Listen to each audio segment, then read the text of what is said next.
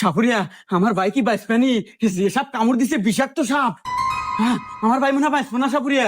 এই তুই কোনো টেনশন করিস না, আমি 42 বছর সাধন করা চিঙ্কু সাপুরিয়া, আমি 100 হাফ কেজি বিষ নামানা দেই। নন নন নন নন, মরে গেল মনে হয়, তাড়াতাড়ি আসেন।